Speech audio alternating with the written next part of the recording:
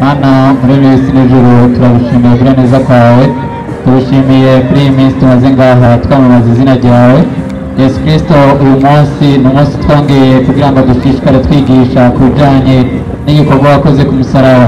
Uyu munsi ikigo kiravuga ngo Yesu Kristo yapfuye urupfu rwo ku musaraba. Turasenga mwami ngo uko wagiye wihishura igihe cyose ijambo ryawe ryaba riko riravugwa, n'uyu munsi ngo wihishurire abantu bari ngaha b'imice itandukanye batahure ukuri kwawe, kuko Yesu Kristo twizera neza tudakekeranya yuko wizeye amajambo yawe n'icyo ijambo ryawe ryavuze yuko yazoragwa ubugingo budashira. Shishikara kubana natwe kandi ushira dukomeza mu gikorwa cawe ubu n'ibihe bitazoshira. Amen. Assalamu alaikum wa rahmatullahi wa barakatuh. Wa alaikum salam wa rahmatullahi wa barakatuh. Abatari abayisilamu amahoro y'Imana abane namwe. Nishimwe rongere yasumagizwe uhoraho, amahoro n'ibihezagiro ibundagazo kunwa Imana Muhammad sallallahu alaihi wasallam. Abayisilamu n'abatari abayisilamu tukoraniye ngaha, ikigwa ca mbere cy'uyu munsi kiratanguye kivuga giti mbega Yesu yarafuye urupfu rwo ku musaraba canke? Kuko abatari abayisilamu abakristo bo babishingira intahe nk'uko bagiye babyandika no muri Bibiliya, hariho ibice bimwe bimwe bivuga yuko Yesu yabambwe ku musaraba. Twebwe rero abayisilamu nuko ikorowani nayo nyene idushingira intahe nuko batigeze bica Yesu canke bamubambe ku musaraba. Aho rero tuca tugira gute? Dusoma Bibiliya tugasoma n'ikorowani. Mbega Imana wewe aya majambo watubwiye muri Bibiliya tuyakorere ko rero. Igice cya kane ku murongo w'157 a'udhu billahi minash shaitani rajim, ndikinze ku Mana indinde satani yavumwe. Bismillahir rahmanir rahim, izina ry'Imana nje n'imbabazi nje n'impuhwe. No kubera imvugo zabo bavuze bati mu by'ukuri twebwe twarishe Masihi Isa umwana wa Mariya intumwa ya Allah. Abariko baravugwa ngaho n'abayahudi, ariko Yesu ntibamwishe kandi ntibanamubanze, ahubwo bashushanyirijwe gusa uwundi atari Yesu, kandi abatarihurije ko n'ubu baracyafise amakenga. Eka nabo nta bumenyi bafise ko kiretse ko bakekeranya gusa, kandi mu by'ukuri Yesu ntibamwishe haba namba. Hagarara. Imana rero imaze kutubwira ayo majambo muri Korani, icyo twaciye dukora twagiye kubisoma muri Bibiliya, kubera ko Imana itubwira ko Yesu atafuye cyangwa atarambwe ku musaraba. Aho rero kwanza cyo tugaruka ku batari abayisilamu, jewe bobaza kuko iyo bakubwira ati naka bamwishe icyo ushaka kumenya yaziziki, sivyo abayisilamu kabisa. Twebwe mumaze kutubwira ati Yesu yarafiriye ku musaraba baramubambye, none yaziziki? Ubajije umukristo akubwira ati yazize ibyaha byacu. Aho rero akazi gace gatangura. Nuko iki kigwa ni kigwa gikomeye rwose, gikeneye ubuhinga budasanzwe bwo kunonosora amajambo y'Imana. Yazize ibyaha byacu. Ubajije umukristo akubwira ati kera wakora icyaha ukaja gutanga igitungwa kugira uharikwe, ariko wamaze kuza Yesu niwe yabaye icungu, amaraso yiwe yasesegeye ku musaraba i Golgota niyo yatumye duharigwa ibyaha. Nta gitungwa umuntu yotanga, igitungwa cyakondowe n'amaraso ya Yesu. Zo n'inyigisho rero z'abatara abayisilamu. Twebwe rero icyo twaciye dukora tumaze kumva uyu murongo muri Bibiliya, tumaze kumva uyu murongo muri Korani, Imana itubwira yuko Yesu batigeze bamubamba cyangwa ngo bamwice. Igituma Imana yavuze uko nuko abaja ku musaraba kera b'abambuzi abanyabyaha. Yesu rero ntabwo yari umunyabyaha, nta cyaha na kimwe yakoze, nk'uko tubisoma mu gitabo cya Yohana 8:46. Yesu arera. Yohana 8:46, umviriza hajya haravuga 8:46 kubasoma n'abandika haragira ati ninde muri mwebwe yonyagiriza icyaha nakoze. Urumva amajambo ya Yesu bisigura yuko atacyaha na kimwe yakoze. Yesu yari umweranda. Gute rero yari kuja ku musaraba? Kuko ku musaraba hajayo abambuzi, abanyabyaha. Icyo ni ikigo gikomeye rwose. Wowe uri umukristo cyangwa umuyisilamu, tegera neza, wumvirize neza. Aho tuja muri Bibiliya, nimba Yesu rero atakoze icyaha, icyatumye aja ku musaraba ni giki? Cyangwa icyotuma abambwa ku musaraba ni giki? Atacyaha yakoze, kandi ku musaraba hajayo abambuzi. Usubira mu Byagezwe 2:1-2 haravuga ati dutangure rero ikigwa, umuntu niyakora icyaha. Urumva Bibiliya, umuntu niyakora icyaha dukwiye kumwicisha, bakamwica, bakamumanika ku giti, bakamumanika ku musaraba. Rero umubyimba wiwe ntuzorare kuri icyo giti, ariko nimuze mubure kumuhamba kuri uwo munsi nyene, kuko umanitswe ku giti, kuko umanitswe ku musaraba, umanitswe ku musaraba abari ku muvumo w'Imana. Aha akazi gace gatangura rero ko Yesu yavuze ati ninde muri mwebwe yonyagiriza icyaha nakoze. Bisigura ko Yesu atacyaha yakoze na kimwe, yarera. Kandi ku musaraba hajayo abambuzi badafise ibyaha, bakora ibyaha. Yesu rero yari kuja ku musaraba gute atacyaha yakoze? Ubwenge rero buca bukura ngaha. Umubagende rero mu Kristo acumubwira ati ni by'ukuri Yesu nta cyaha yakoze, ariko yazize ibyaha byacu. Wewe wibe, uboregwe, usambane, hanyuma Yesu arahambwe. Yesu acaronka icyaha. Ibyo bintu birabaho kuri twebwe rero, basha tuca tubikorera, si ugupfa kwemera. Kuko Bibiliya ikubwira gute? Imigani 14:15 Bibiliya niyo iduhanura, si ugupfa kwemera. Haravuga ati 14:15 nyandikira giti imburabwenge yemera ijambo ryose, ariko umunyamakenga agenda agaze. Urumva iyo ni impanuro ya Bibiliya. Yesu amaze kuvuga ati je nta cyaha nakoze, ku musaraba naho Imana ikavuga iti uwabambiye ku musaraba ari ku muvumo w'Imana. Ubwenge buca bukura, si ugupfa kwemera. Yesu yadufiriye ibyaha aje ku muvumo. Wewe wibe, usambane, uboregwe, hanyuma Yesu yera atacyaha yakoze, niwe aje ku musaraba, wewe ukizwe. Niho Bibiliya ivuga ati murabyengemera ijambo ryose, ariko umunyamakenga agenda agaze. Aca tubikorera, si ugupfa kwemera, ni ukubisuzuma neza, kubitohoza. Si ugupfa kwemera. Ibyaha rero twebwe dufise, none Yesu ko yamaze gupfira ku musaraba, amaraso yiwe agaseseka ku bwacu, none ubu nta byaha dufise. Rero ikibazo kiraje, musomaji, niko ibyaha birahari, nta biriho. Ibyaha biriho gute? Kandi ya maraso yari amaze guseseka. Ubu imyaka irenga 2000 Yesu yarigiriye mu ijuru, yarafiye kera ku musaraba. Ibyaha biracyariho kuri bongera nabyo. Iyo ari uku kera Yesu atarafira ku musaraba, wiba ugasambana ukandika ibyaha, ariko amaze kujya ku musaraba, ubu nawe ukwiba, woborega, ugasambana, nta byaha wandikira, aho samba n'uvyemera.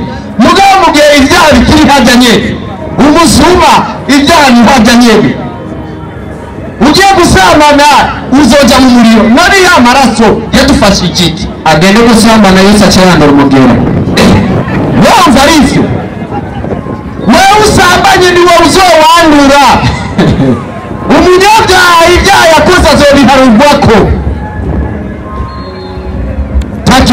Allahu akbar.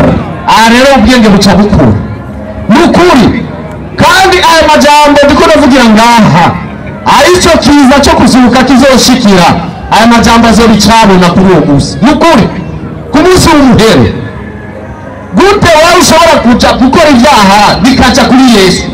Mbega Imana muri Bibiliya iremera ko ibyaha by'umuntu bija ku wundi?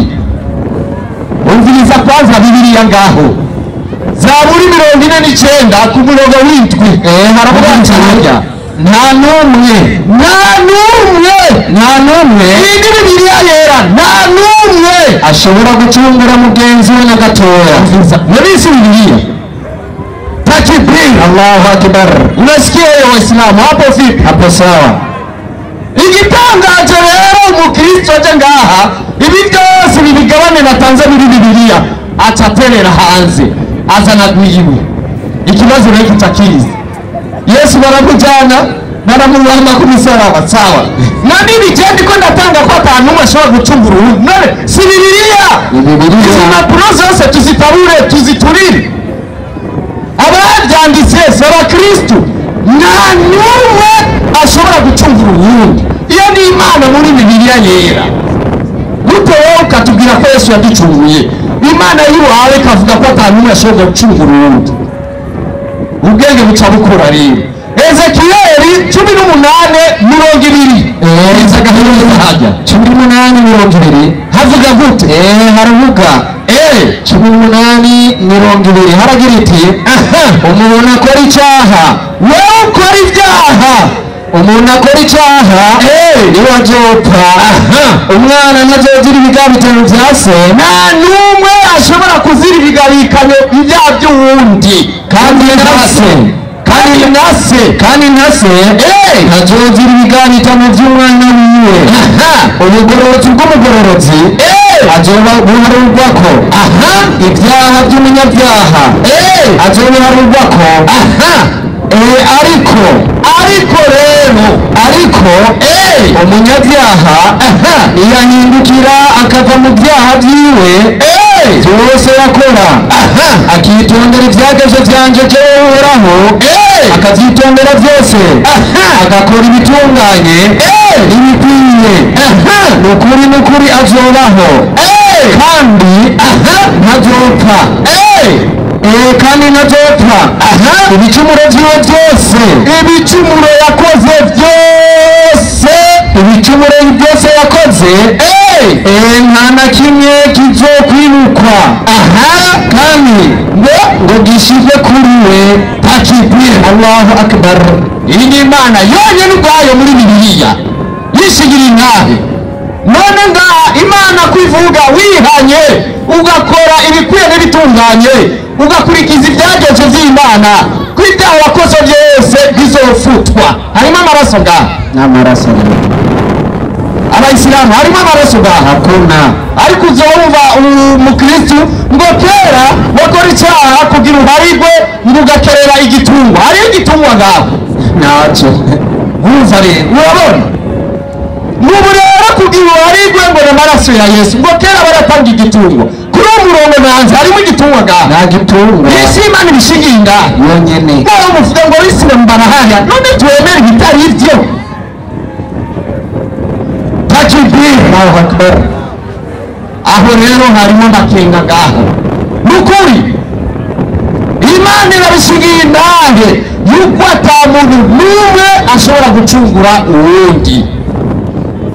Wa murongo wa Korani Imana itangura kuvuga ati Yesu ntawe wamwishe cyangwa bambye, ntibigeze bamwica cyangwa ngo bamubambe, kiratukorerako.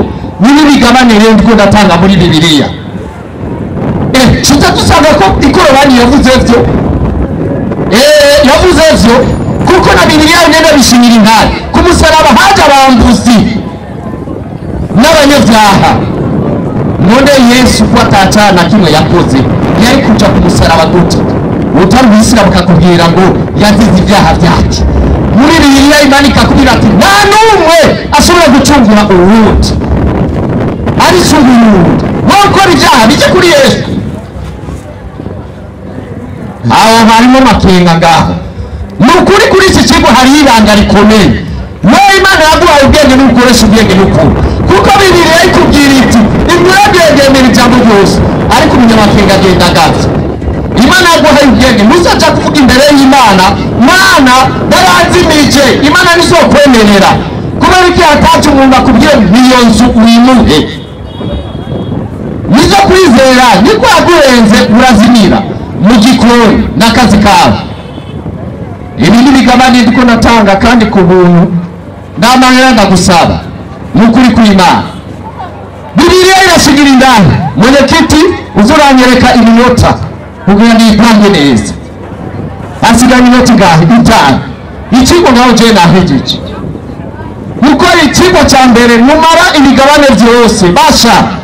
Aha ndiko natanga. Urabona iyo umugwayi ubwa mbere utanguye kumwakira, iyo umugwayi agiye kwa muganga, umudokiteri akamwakira, abanza gupima, naca ashira ko serumu, abanza kumuha paracetamol, agapima aho indwara igeze. Binaniranye agashira ko kinini kinaniranye agakubita ko serumu rero. Aha rero ndiko ndabaha paracetamol. Takibir, Allahu Akbar. Asha ukoroke ndakumeninda kabisa. Takibir, Allahu Akbar. Ndiko ndashirako basha, ndiko ndatanga bigabane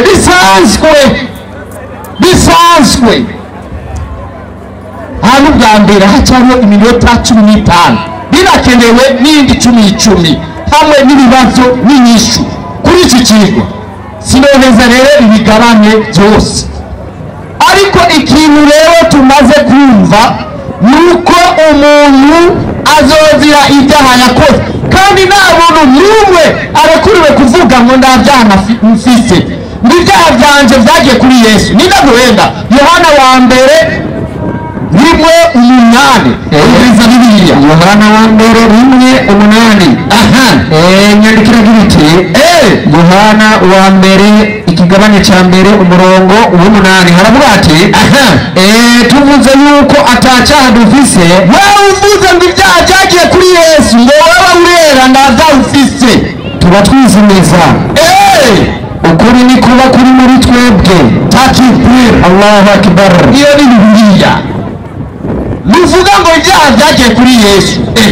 Wowe ukora ibyaha nyuma bice kuri Yesu, ninde yaguheza?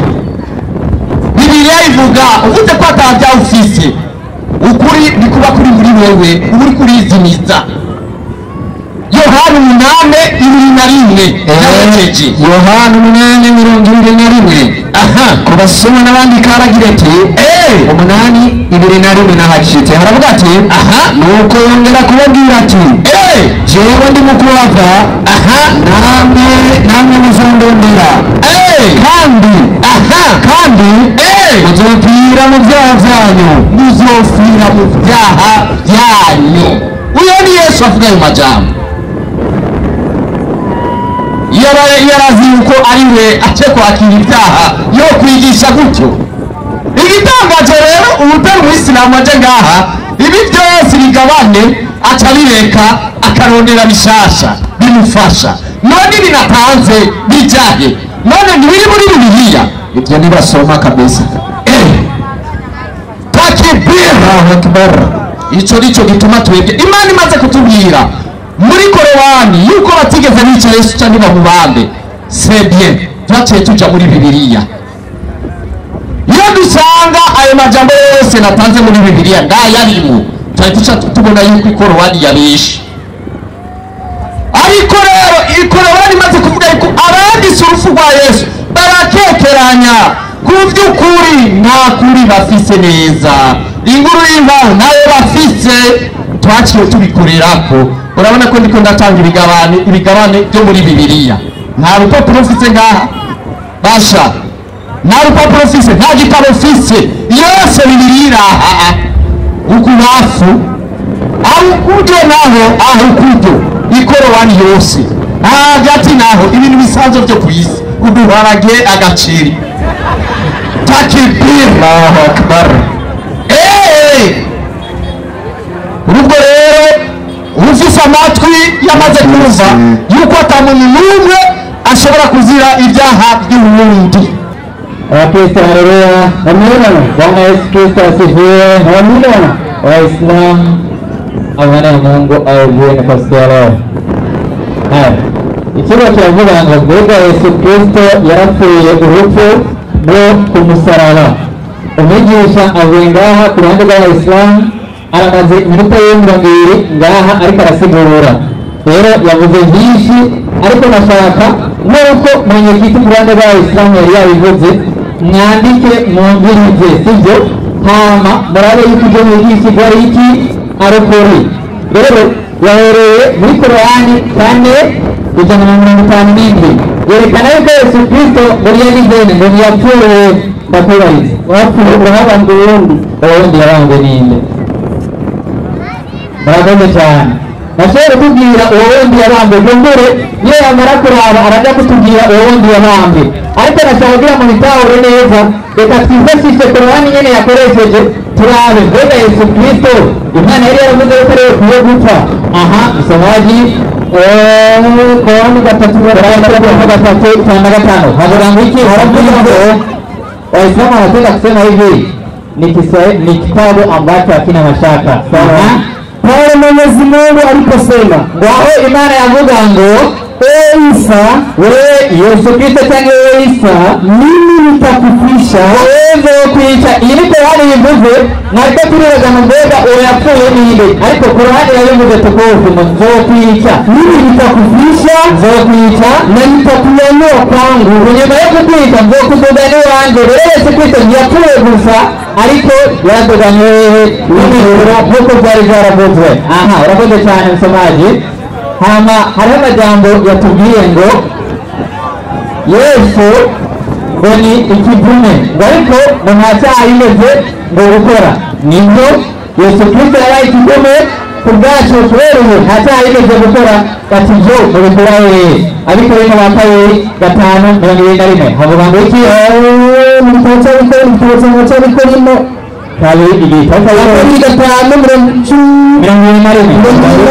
haravuga ngo aha nicyo gituma irimo rimwe uyu atigeze kumenya icyaha, atigeze kumenya icyaha. Yesu wandi ni Yesu Kristo. Imana yamuhimbiye icyaha ku bwacu, Imana yamuhimbiye icyaha ku bwacu kugira muri we duhinduke ukugororoka kw'Imana, ngo kugira ngo muri we duhinduke ukugororoka kw'Imana. Hari ikibazo yari yibagije umwanya munini.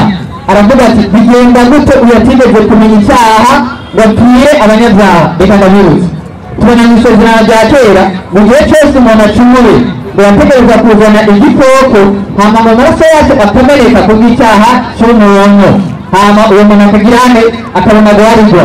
Na Yesu Kristo yaje gupfira abanyabyaha kugira ngo uze wizera wese ntazapfere ariko azahabwe ubugingo budashira. Urakoze cyane. Tugende muri Galati 3:13-14 haravuga ngo aha Kristo yaducunguye umuvumo w'ibyagezwe, ngo Kristo yaducunguye umuvumo w'ibyagezwe, yashyize ikivumo ku bwacu, kuko handitse ngo azabavune umuntu wese amanitswe ku giti, kuko handitse ngo azahabwe umuntu wese amanitswe ku giti. Kandi ibyo yabisomye mu gusubira mu byagezwe 21 arerekana yuko handitse yuko umuntu amanitswe ku giti yatoza kuba ari iki? Ari ikivume.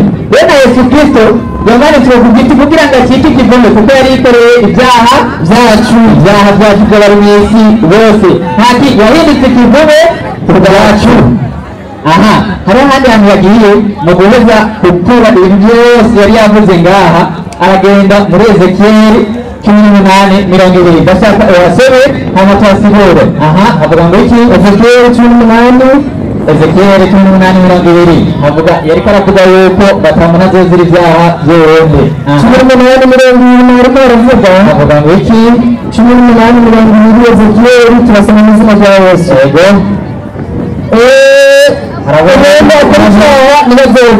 Umuntu akora icyaha niwe azopfa. Ukiri ngaho no mu mategeko y'igihugu cy'u Burundi biremewe, uwakoze icyaha azira icyaha cyiwe, nta muntu n'umwe azira icyaha cy'undi. Bandanya. Umwana ntazozira ibigabitanyo bya se,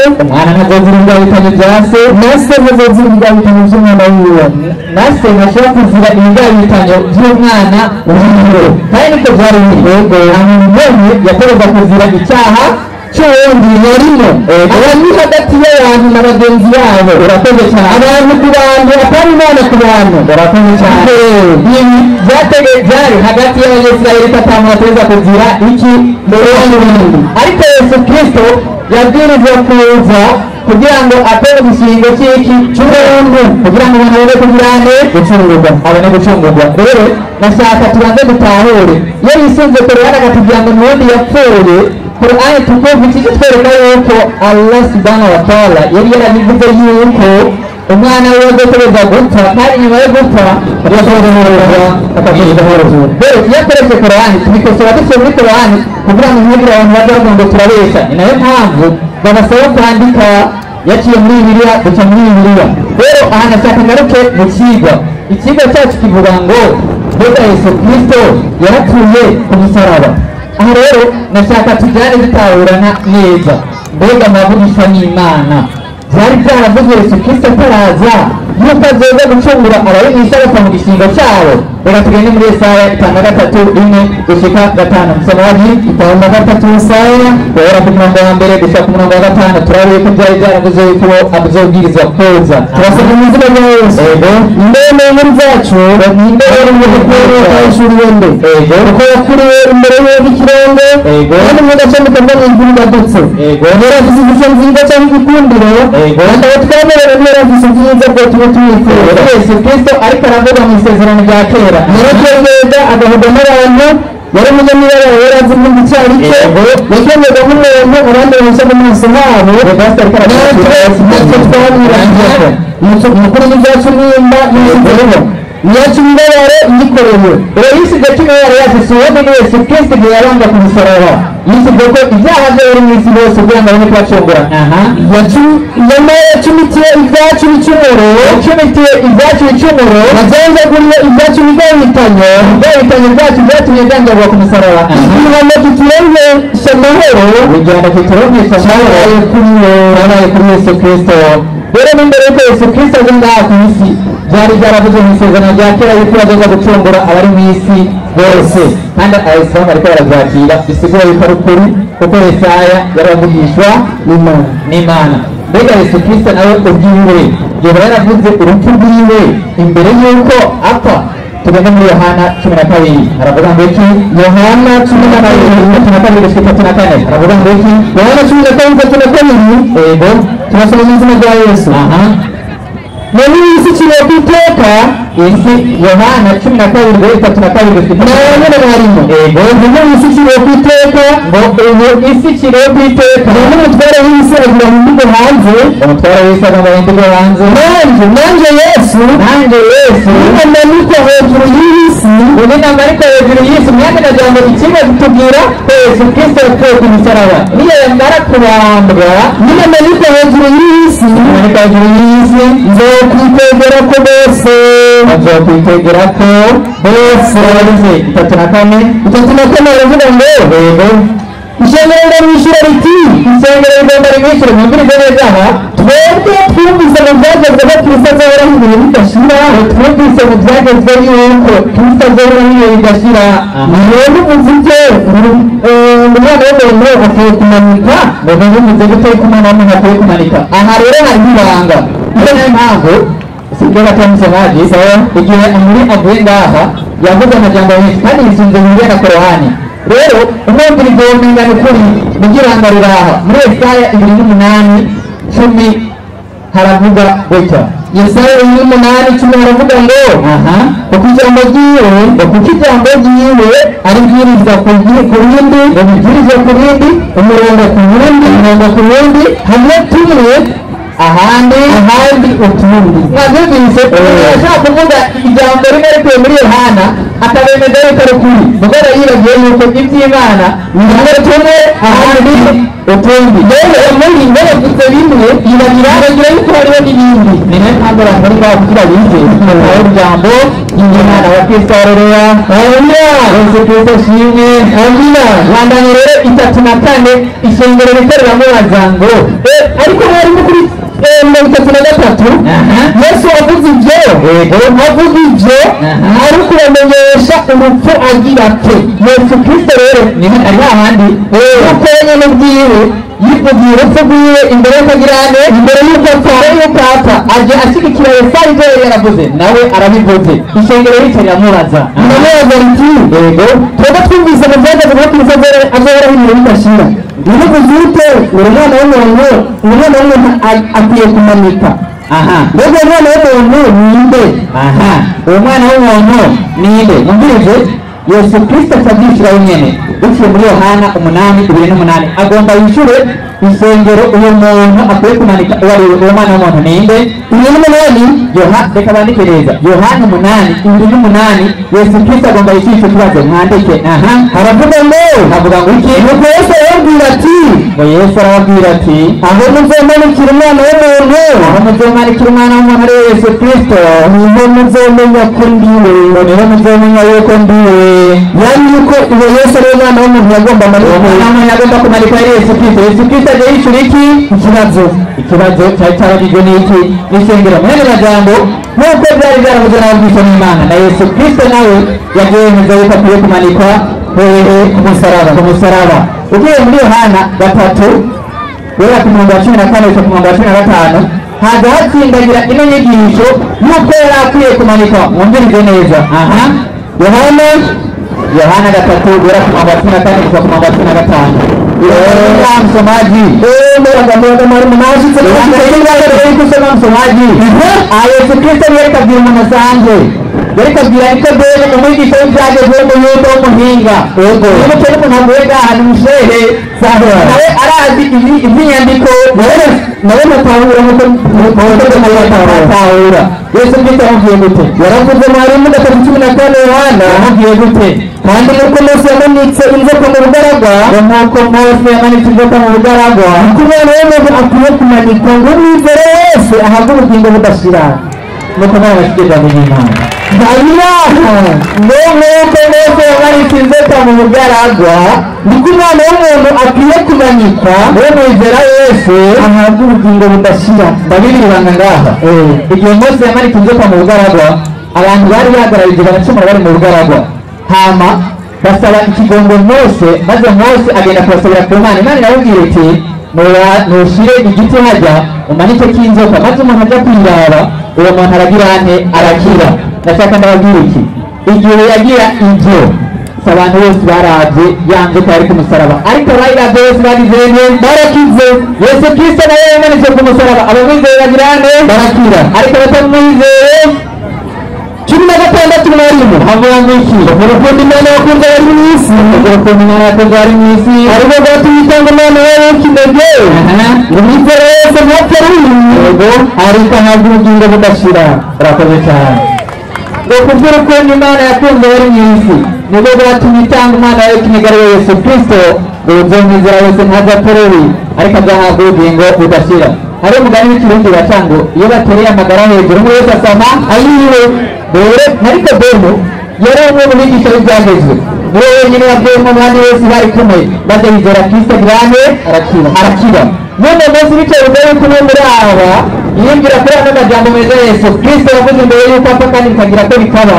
akabyizera maze akagira agakira urakoze cyane mbega inyuma yo kubona yuko abavugisha n'Imana bavuze urupfu rwa Yesu Kristo ataraza Yesu Kristo n'amaze kuza akabivuga hoba hari ibimenyamenya yuko Yesu Kristo yapfuye urupfu rwo ku musaraba kugira ngo ntibibagire twebetse kuri Korani tukuvuga 35 havuga ngo iki 35 Korani twebetse ajya amajambo nyine avuga pale mwenyezi Mungu aliposema baho Imana yavuze ngo Isa cyangwa Yesu Kristo mimi nitakufisha nzokwica na nitakunyanyua kwangu kandi nzokuduza iwanje Imana shimi amina Bwana Yesu apewe sifa sawa tugiye kurabira ibimenyamenya bitwereka ko Yesu Kristo yapfuye urupfu rwo ku musaraba Matayo 2:7 aravuga ngo iki 2:5 Matayo 2:5 tugiye kuraba ibimenyamenya ko Yesu Kristo yapfuye nibuke baje batwerekana n'undi yapfuye tugiye kubakora yapfuye kandi ngo yapfuye ubundi ngiratubara izina ry'Yesu nzuko ngira ngo ntazongera bitwere ni muri 35 havuga ngo iki haravuga ngo bamaze umutwe w'amavuga ngo ukubambwa kwa Yesu mwanya na jambo munese tadizera nyita twizera inyandiko nyiranda Yesu Kristo yabambwe kandi yabambwe ku musaraba bamaze kumuramba Yesu Kristo buri muzi ziwe baragabiye impuzu ziwe barazipindira nataka ndabitse kitoba bigiye yarabivuze mu mazaburi yuko bazoshobora kuzipindira dore nta kintu na kimwe cyanditse mu ijambo ry'Imana kitabwirizwa gushika Yesu Kristo yarapfuye apfuye kuba ku musaraba tubonye muri Matayo 7:35 ariko hariho ahantu hangado umuco wuzuye ibyabaye amaze kumanika ku musaraba Mariko 15:37 gushika 39 Mariko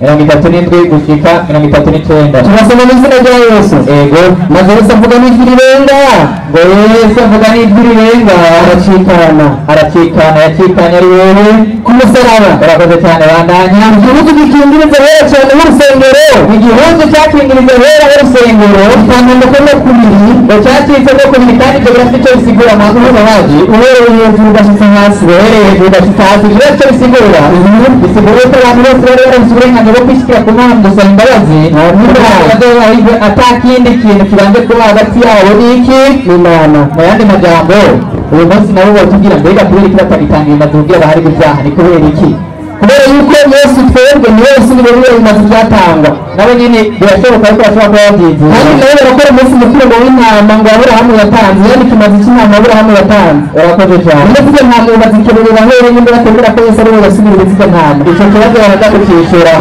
kuko uwo munsi mukuru w'intama barawukora yani nabo baremera ko kera hatanze ibimaze by'intama barateye isiguro ko twese tuzi ko byagereye na Kristo ariko Kristo yaje ariyo mpamvu bijya bitangirane no muri Yohana rimwe biranditse yego bandanya abaravuga n'ikibandanya nimwe baravuga ngo yego umugabisha wose bijana yarari ngaho yarahagaze bahanganye yego abenye acikanye acu aravuga ati nukuri yego uyu muntu yari umwana w'Imana mwumvirize igihe Yesu Kristo yapfa urupfu rwo ku musaraba hari abantu b'ibyabona bari ngaho ngo umugabisha wose ijana yarashinze intahe aravuga ati by'ukuri urazi urupfu uyu apfuye by'ukuri yari umwana w'Imana ni nayo mpamvu rega abantu bose bizeye Kristo bazora biki ubugingo budashira mu yandi majambo Yesu Kristo yavuze ijambo ryiwe cyane ibyo byavuzwe uhereye mu isezerano rya kera gushika mu isezerano rishasha kandi muri Yesaya mu kurangiza umwanya wanje twabonye yuko rero ivuze yuko nguyo yaje kubabazwa ababarizwa ibyaha byacu kandi ngo yari yarahishuwe tumubona Yesu Kristo amaze kuza muri Matayo yuko nawe yivugiye muri Yohana 12 yivugiye yuko ngo bazomenya uwo ari we niyamara kugira niyamara kumanikwa hejuru y'isi kandi tubona ngo amaze gupfa muri Mariko 15 tubona yuko ngo abari ngaho umugabisha wose ijana bavuze ngo by'ukuri uriwe n'umwana w'Imana Yesu Kristo apewe sifa Islam takibiri kibazo wawe okay ikigwa kigarukiye ngaha ndashaka umwigisha adakuza ngaha atise cya kibazo mbega umwe ubundi yarambwa ubundi yarambwe yitwa umunsi mukuru w'intama basubire intama zabo zasubirana n'iki ko batagitangira imanza baje batwise ibyo bibazo bibiri murakoze cyane naam najilinda kwa Mwenyezi Mungu aniepusha na mashetani yaliyolaaniwa.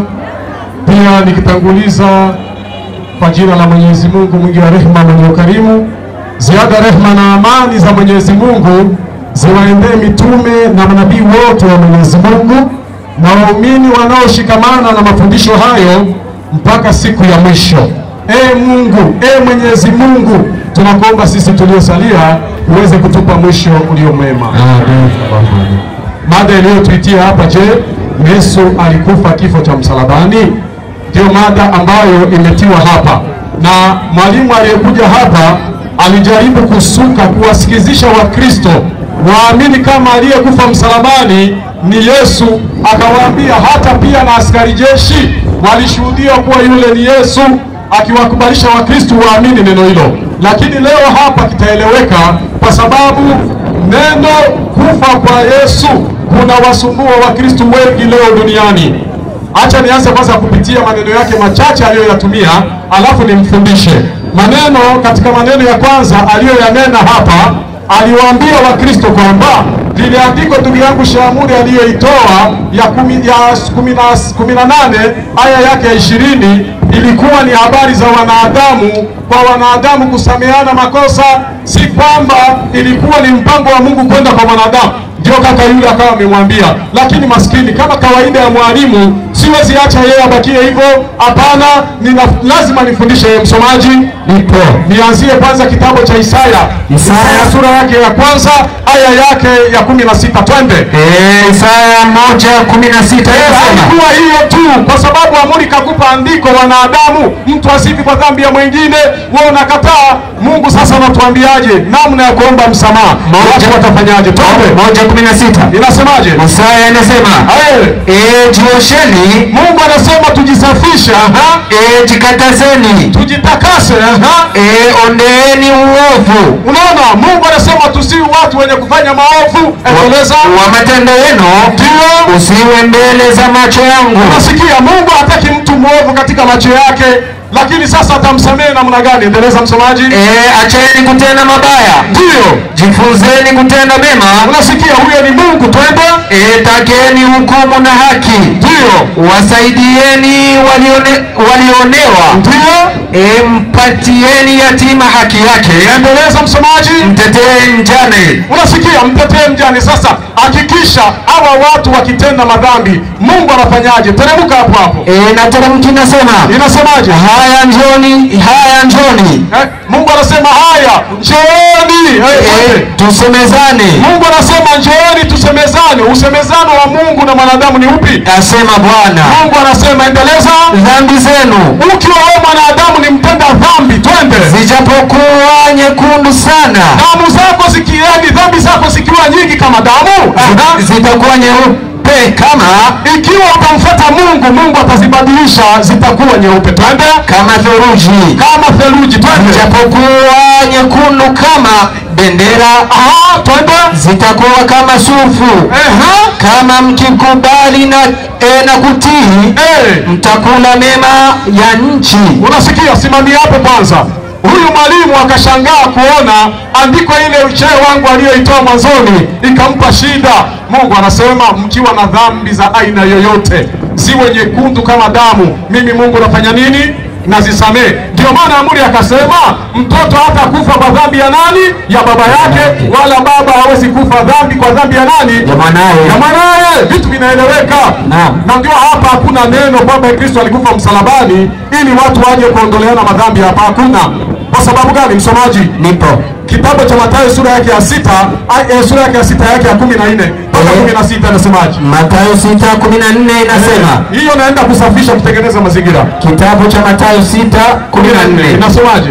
Inasema kwa maana mkiwasamehe watu makosa yao, mkisamehe watu makosa yao, na Baba yenu wa mbinguni, na Mungu wa mbinguni tunayemwomba atawasamehe ninyi. Simamia hapo. Sasa hapa kuna kifo cha msalaba ili mtu asamehewe? Hapo sasa kuna kifo cha msalaba hapa? Hakuna. Ahadi ya Mungu kwa wanadamu ni gani ambayo Mungu alimtuma Yesu kwa wanadamu? Ni ahadi gani msomaji? Nipo. 4:17 Mathayo, soma. 4:17 Mathayo. Ahadi hapana msalaba. Sikiliza ahadi.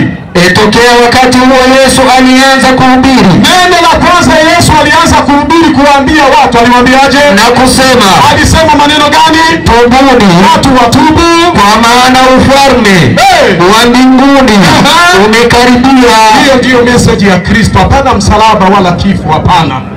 Sasa acha niendeleze kwa ile mambo yake. Takuwa nagusa na anafundisha. Kuna neno moja nzuri sana. Tena kalisema mwenyewe. Hebu msomaji soma. Wagalatia 3. Wagalatia 3:13. Mwenyewe kaisoma. na mimi hiyo ilinipa faraja kwa maisha yangu. Wagalatia 3:13 mwenyewe katoa, ametoa mwenyewe. Tumkaangie kwa hiyo moja. Hebu soma msomaji. Nimefika. Wagalatia 3:13 nimefika. Inasemaje? Inasema Kristo huyu Yesu wanaomwabudu wenzetu alitukomboa katika laana. Yani wao walikuwa katika laana ipi sasa? Ya Taurati. Simami hapo. Waislamu na Wakristo, mnakubali Torati ni laana? Hapana. Mnakubali Torati ya Mungu aliyopewa Musa ni laana? Hapana. Lakini Kristo yeye aliwatoa kwenye laana, kwamba Torati neno la Mungu ni laana. Hebu endeleza msomaji. Kwa kuwa alifanywa laana kwa ajili yetu. Simami hapo. Ni nani anakubali Kristo Yesu alifanywa laana? Nani anakubali? Unaona, Waislamu takbir. Allahu Akbar. Yesu alifanya nini? Atamelaaniwa. Aibu si aibu hiyo. Aibu. Imani za wachambazi hizo. Endeleza msomaji. Nasema kwa kuwa alifanywa laana kwa ajili yetu.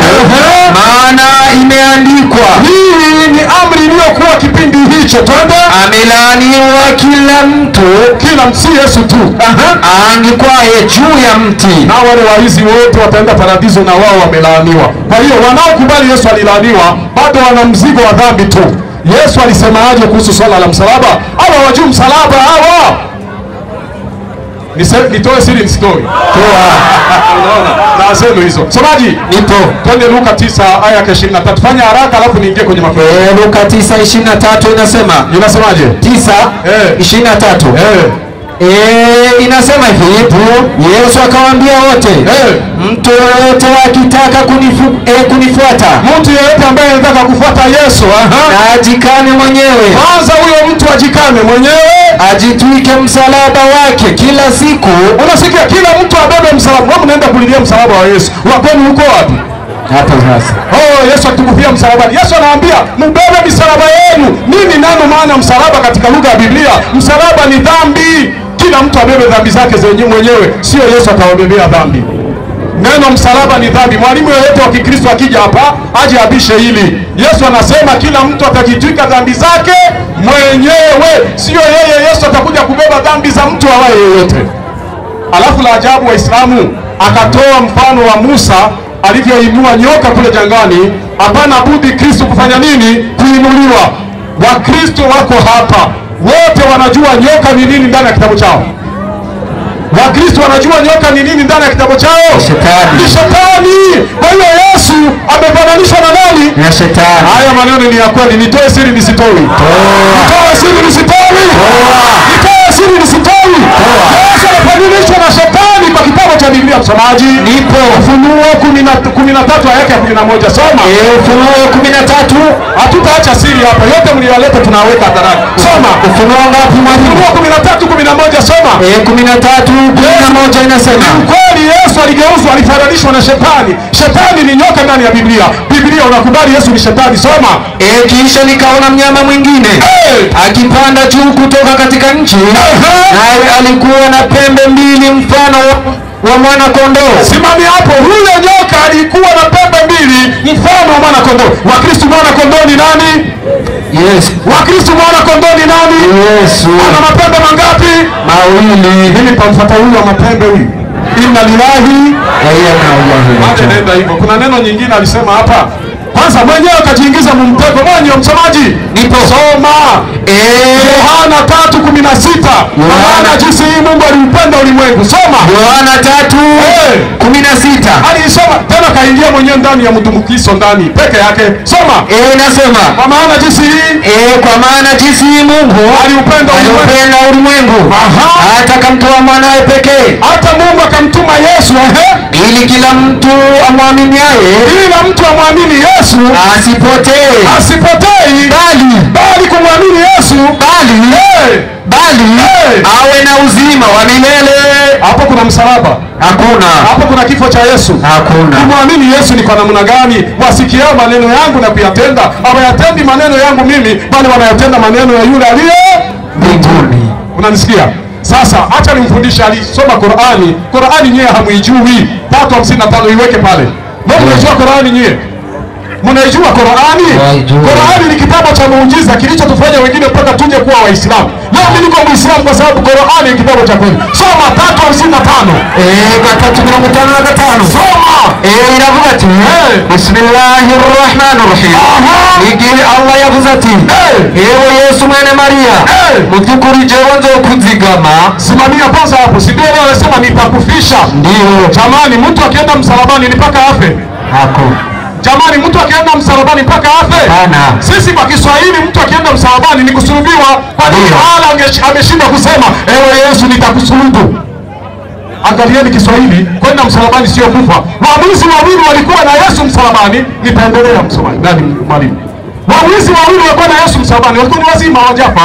Kwa hiyo Mungu akasema ewe Yesu nitakusulubu. Waislamu tusingekuwa na shaka Yesu angeenda wapi? Msalabani. Lakini Mungu amesema wewe nitakufisha. Kuna tatizo hapo. Atakufa. Yesu atabaki milele duniani. Atakufa. Yesu ni wakufa, ni kiumbe kama sisi jamani. Mungu aseme ewe Yesu nitakusulubu, tungekubali. Lakini Mungu anasema ewe Yesu nitakufisha. Waislamu takbir. Allahu akbar. Kuja mko wanaume hapa. Leteni andiko Mungu anawaambia ewe Yesu nitakusulubu. Mtaitoa. Qur'ani inasema hakusulubiwa. Ukisoma Qur'ani sura yake haina aya 170. Usisomi hiyo, haina maana. Haina maana, tuwafundishe, acha tuwafundishe. Qur'ani inasema hajasulubiwa wala hajauawa, bali alifananishwa na mtu mwingine. Ndio. Na yule mtu mwingine wao wenyewe wanajipeka mtego. Aliutoa mtego, aliutega. Toa. Niseme nisisemi? Sema. Alisemaje? Hebu sikia alivyosema. Alisema hivi katika Mathayo 27 yake 35, inaaminisha kwamba Yesu ameuawa na msalabani akafa. Ona sasa mfano wa kwanza msomaji. Nipo. Hiyo aliyosoma hiyo. 27:50 soma. 50 inasema. Sikilizeni kitendawili sasa. 27:50. Au 27:50 soma msomaji Mathayo. Inasema. Inasemaje? 27:50. Fanya haraka msomaji. 27:50. Inasema. Inasemaje? 50 naye Yesu. Yesu Akisha kupaza sauti yake tena kwa nguvu, akaitoa roho yake. Unasikia? Hapa ndiko alikobania kwamba Yesu ametoa nini hiyo. Teremka chini siri itoke. Fanya tazama. Pazia la hekalu likapasuka vipande viwili toka juu hata nchi. Rukia 52 babaki dakika 2. Soma 52 nasikia. Inasema makaburi yakafanya nini? Yakafunuka. Ikainuka miili mingi. Yesu yuko msalabani, miili inafufuka. Twende ya watakatifu waliolala nao wakiisha kutoka makaburini mwao baada ya kufufuka kwake. Simami hapo. Hao watu waliotoka makaburini baada ya Yesu yuko msalabani na Yesu mwingine amefufuka kwake. Rudia wasikie, soma. Inasema Kiswahili ya mjuu, wapigia Kirundi. Makaburi yakafunguka. Twende. Ikainuka Yesu yuko msalabani, Yesu wenu ikainuka miili mingi. Yesu yuko msalabani, watakatifu waliolala. Yesu yuko msalabani, nao wakiisha kutoka makaburini msalabani baada ya kufufuka kwake. Huyu aliyefufuka ni nani? Na Yesu yuko msalabani. Waislamu takbir. Allahu akbar. Yuko msalabani, mwingine Yesu amekwisha fufuka. Ni nani? Hiyo ni uongo. Alafu sasa namfundisha neno la mwisho kama sadaka nampa. Msomaji, nipo. Yesu asingeweza kuuawa kwa sababu gani? Soma kidogo, soma wasikie. Marko 16:12. Yesu hawezi kuuawa na wanadamu hao wa kawaida. 16. Fanya haraka, sababu ya mwisho. Yesu hakuuawa, Yesu hakuweka msalabani. 16:12. Soma. Inasema baada ya hayo akawatokea watu wawili miongoni mwao, ana sura nyingine. Simami hapo. Yesu alikuwa na masura mengi. Yule aliyeweka msalabani sio Yesu. Yesu alitokea watu. Ana nini? Ana sura nyingine. Haya, piga kwa Kirundi, aliwatokeaje? Soma kwa Kirundi tusikie. Harabuka. Mariko 12:15. Yesu alipoweka msalabani walimuona mtu ana sura nyingine. Soma. Harabuka ati. Inasemaje? Barayizana. 16 hiyo. 16 hiyo. 12 soma. Inasema. Inasemaje? 12:16. Inasemaje? Inasema Yesu hanyuma y'ibyo yibereka babiri muri bo afise iyindi shusho. Waislamu takbir. Allahu akbar. Sasa mtu wa sura nyingine atauawa aje? Hapo sasa urakoze cyane wa Kristo. Haleluya, amena, haleluya, amena. Izina ry'Imana yahabwa icyubahiro, amena. Biravuga ngo haba mukuri cyangwa mu bijyajya Yesu aragirane, aravuga. Abisilamu bariko baratwigishiriza umusaraba. Aha ahejeje gusoma ibitangaza byabaye Yesu acikaniye ku musaraba. Uwo nyene yasoze nyene igihugu cyo mu rusengero cyatanamutseho kubiri, hanyuma nimba ziruguruka abera barazuka kubw'urupfu rwande wa Yesu. Tayari memariza mata aho uri kurigisha ubukirisu. Ariko rero reka mbanza namufashe gatoya kubera ikibazo mwagize kandi mwagize kuva kera, ikibazo cyo kudatahura ibya Yesu ni birebire, bisaba ko wiga pana kuza ubwiriza. Avuze ngo Yesu ngo yarafise ngo amasura menshi, ngo yandi ngo barihenze ngo babamba ubundi. Twagumye tubabaza uwo wundi yabambwe yitwa ngo iki? Iryo somo asomye jeyo musomye 16:12 aho avuga yuko Yesu yiyeretse abantu afise iyindi sura. Sigihe atari bwapfe, nigihe yari yazutse, kuko igihe yazutse afise ubwiza budasanzwe burenze ubwo yari afise. Hasome wumve umutwe w'amajambo 16:12 Mariko 16:12 aho amajambo avuga ngo Yesu yiyereka abigishwa biwe. Umviriza aho yari yazutse 12. hanyuma y'ibyo amaze kuzuka yiyereka babiri muri bo, afite iyindi shusho bajya mu misozi. Umviriza Yesu igihe yari ngaha ari ku isi baramwishe, hanyuma arapfa arazuka. Igihe yazukanye ubwiza budasanzwe. Niyo mpamvu abigishwa yari yiyereka ntibamumenye uko yari akayangana bidasanzwe. Mugabo si ukuvuga ngo baramwihenze ko ngo babamba ubundi. Igihe bamubamba bari bamuzi mbere. Reka ndababwira ibanga rimwe. Impamvu abisilamu hamwe n'abandi bahakanyi bo mu isi batemera ko Yesu yapfuye akazuka, ni kubera yuko abamwishe bamaze kubona yuko Yesu azutse baramaramaye, bagira ubwoba bwinshi, baca bakora idiri. Iyo diri bakoze yabaye iyo gutanga ruswa ku bantu ku basirikare bari barariye imva, kugira ngo baze bavuge ko Yesu yapfuye akazuka. Ndavyerekane 2:8-11 Matayo. Uburyo ngorane yabaye aba nabo mwagiye kwisuka mu bintu kumba babitanguye bariye amahera. 2:8 Nduri kunegaza urupfu rwa Yesu. Zigera banyegeje urupfu rwa Yesu kubera yarabazukanye bari baze ngo nazozuka soma. Ahera abararirizi. Umviriza babahazi bakuru bakora umugambi wo kumwica, bace bafata barariye imva barabahera, bakigenda bagira babarizi baja mu gisagara, bagira abaherezi bakuru byabaye byose, bagira abaherezi bakuru ati baharanira hamwe n'abashinga nahe baje inama, bagira inama yo kumubamba. Baciye basubira mu yindi nama ati none bagabo turabigira gute? Bahera abo basoda amahera menshi, batafata igifobwa cy'amahera menshi bahabo basirikare. Muze muvuge muti abigishwa biwe baje mw'ijoro twiba dusinziriye, bandanya ikigura cya Kaisari n'icyaramuka kibyumvise tuzomuhambika namwe tuzobakiza amagoga. Mu nama y'ibanga bariko barapangiye kubabira amahera noti bagira nk'uko boherejwe, kandi iryo jambo bagara mu Bayuda na bugingo n'ubu. Iryo jambo ritarirandagara, Yesu ntiyapfuye ngo ntiyazutse. Abarabu aribo mwebwe abisilamu nimwe mutemera ko Yesu yapfuye akazuka. Kumbe abakoze ibintu ni ikinyoma bapfunditse kandi bagishyiramo amahera menshi, bariye ruswa cyane. Ngira umwe muri mwebwe yariye harimo inoti udasanzwe. Kumbe iyo amahera muhora mujya kuzana hariya muri ubu yapfuye.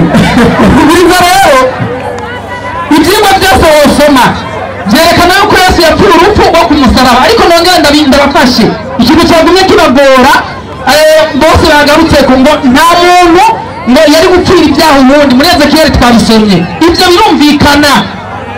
Ezekiyeli yaranditse ngo nta mwana azira ibyaha bya se, nta na se azira ibyaha by'umuntu. Nibyo kubera yuko wewe umwana wawe yakoze ikosa uramuhana, mugabo ushobora kumucungura.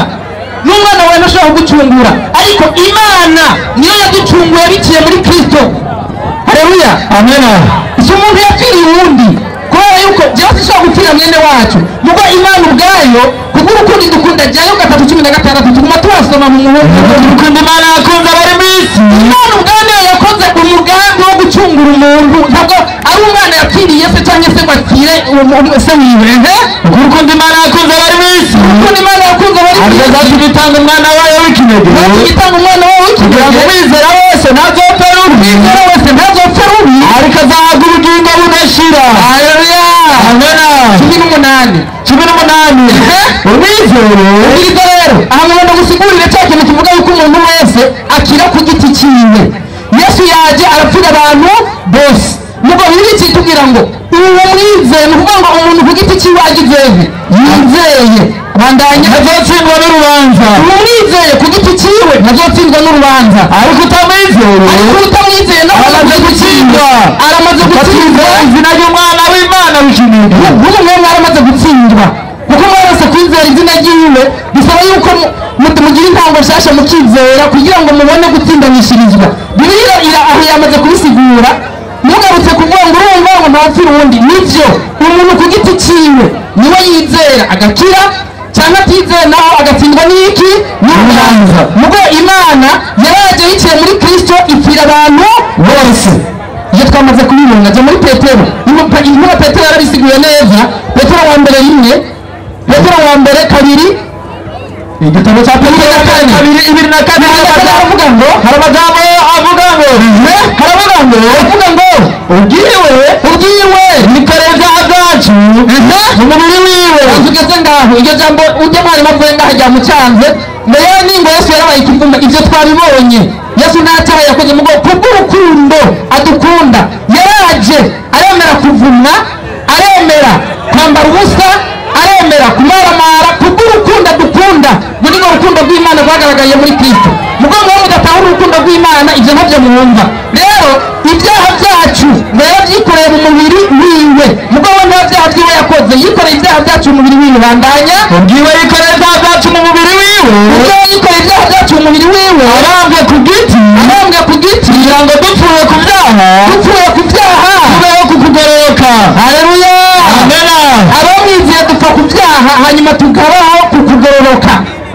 hanyuma ariko arasigura ujya murongo wo muri Korani 5:5 ngo Yesu ngo naho baragiye ku musaraba ngo umugongo ngo umuntu agiye ku musaraba ngo simakapfe n'abantu umuntu iyo bamba ku musaraba ntapfe.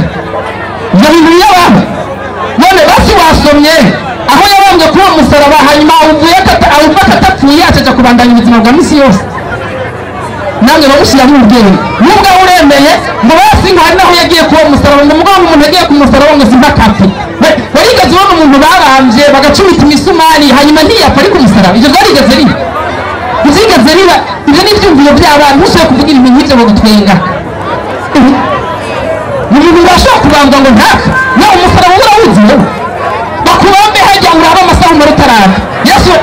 Yesu wasubitse ibyo 6 wamara iminota 30. umviriza tuba tugomba dusubiramwo tubereka ibyo kurambwa kwa Yesu. Yesu ubwo yari yabyivugiye Matayo 16:2 Matayo 16:2 hari amajambo avuga ngo ubwo yari yabyivugiye Matayo 16:2 hari amajambo avuga ngo 2:16 haravuga ngo hari amajambo avuga ngo avuga iki? baramubaza bati ntaturumva ibyo avuga. Yesu arabishyura ati twebwe nta murasoma utumva mu kanwa k'abana bato.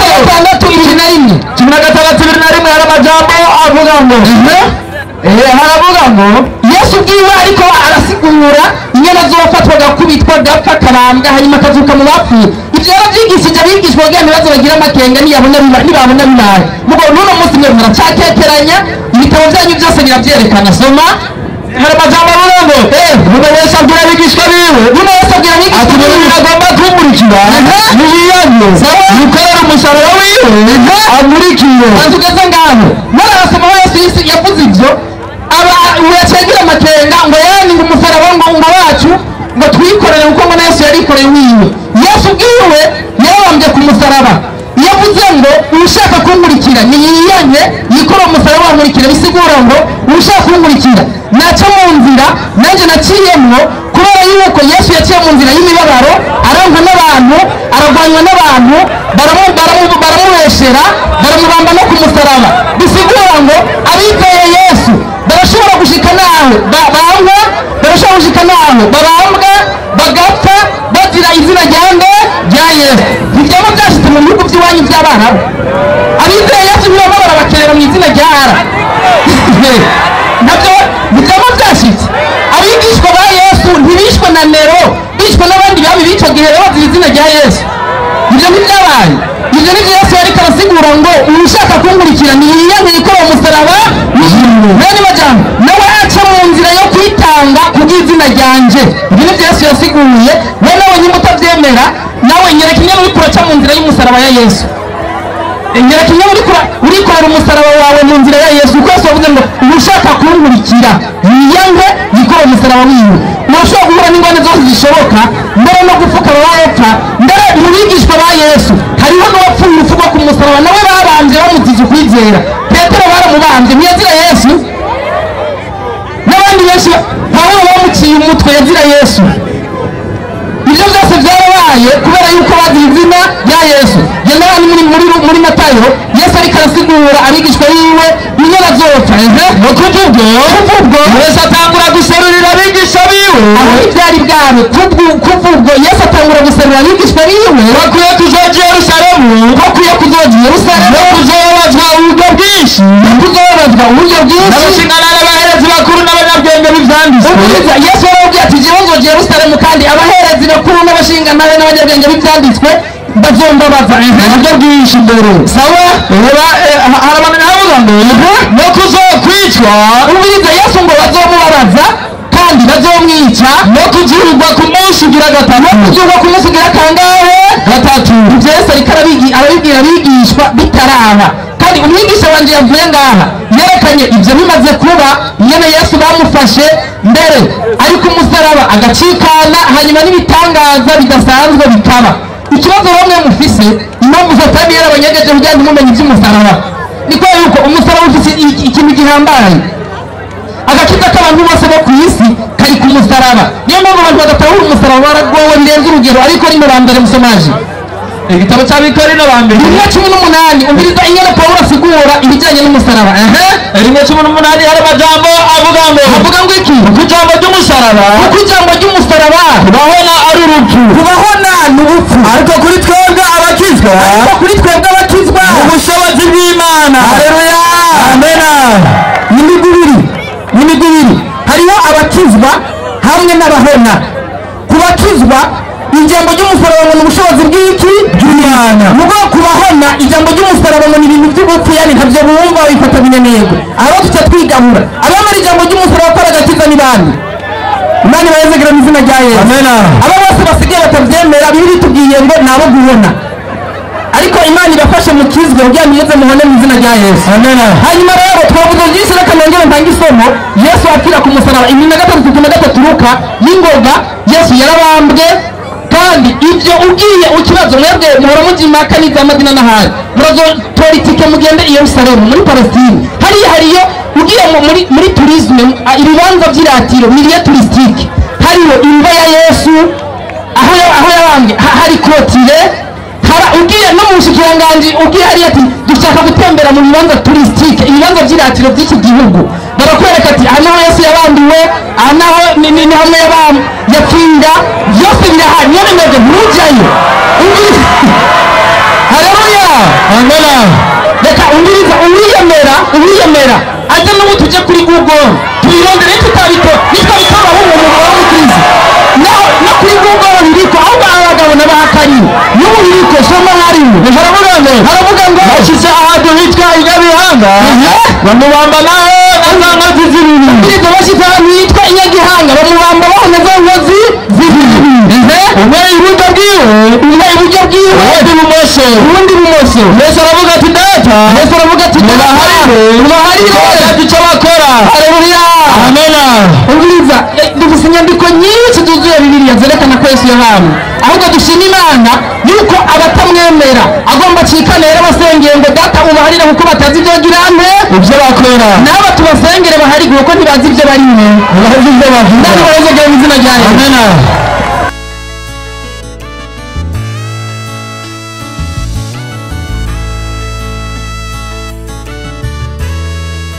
reka nanjye nshima Imana kubera ko Pawulo nawe kugira ngo mbaze ikibazo Imana ihabwe icyubahiro. Ndakeneye rero ngo abantu mutekereze haba mungurikane neza kuko ikibazo cyanjye ngiye kubaza ndakeneye ko abantu bacyumva haba bagiye n'agaciro kacyo. Ni muri Korowani no mbariza 3:117 havuga gute ayo majambo? 3:1 nako 5:117 5:117 hari amajambo avuga ngo Sura Maida havuga gute? Havuga gute? Hari amajambo avuga ngo 5:117 mwambie lolote, sikiliza. Shehe akilenga avuga ngo Yesu narapfa, ngo sinzi ukazopfa, ngo ku munsi w'imperuka n'ibindi byinshi yagiye aravuga. Ariko umviriza Korowani aho ngira mbariza ikibazo. Ndasabye abantu b'Imana muhereze agaciro amajambo tugiye gusoma kandi muyakurikira akadome ku kandi niyo muza gutahura ikibazo canje. Aha Yesu avuze ngo sikuambia lolote ila ulioniamrisha, ila ulioniamrisha, ngo nta kindi nababwiye uretse kimwe wangeze nayo ni nacho icyo wangeze nababwiye Mola wangu na Mola wenu Mola wanyu murezi wanyu nami nilikuwa shahidi juu yao. Yesu ati jewe Yesu nari kimenyamenya kuri bo, nilikuwa shahidi juu yao nilipokuwa nao, igihe nari kumwe nabo. Mwumvirize neza, Yesu ati niri kumwe n'abantu bawe nari kimenyamenya kuri bo, nilikuwa shahidi yao. Na uliponifisha, Yesu ati wewe umaze kunyica ukawa ndiye mlinzi juu yao, ukawa ndiye mlinzi juu yao. Yesu ati nari kumwe nabo ndi kimenyamenya, nije nari kumwe n'abantu nije nari kimenyamenya cyabo, ariko umaze kunyica wewe waciye uba umurinzi wabo. Umviriza ikibazo canje neza ndabahindukiriye. Ikibazo canje ni iki? Nijari Yesu, kuko Yesu avuze ati umaze kunyica niwe wasigaye wirindiye abantu bawe. Ikibazo ni iki rero? Nijari Yesu yapfuye cyangwa azopfa niba bivuga ko atarapfa?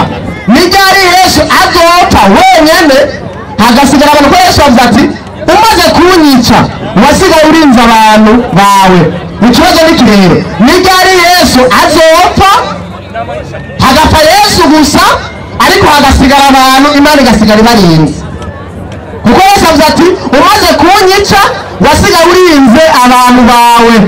None nijari Yesu azopfa Imana igasigara irinze abantu bawe Yesu yamaze gupfa. Urumva hagapfa Yesu wenyene ariko Imana igasigara irinze abantu bawe Yesu atakiriho yaramaze gupfa. Ibyo bizoba ryari? Byarabaye, bizoba. Niba bizoba ryari? N'iryari? Icyo kandi muracyumvirize neza, mwagira agaciro kacu, muraza kumviriza uko baza kunyishura.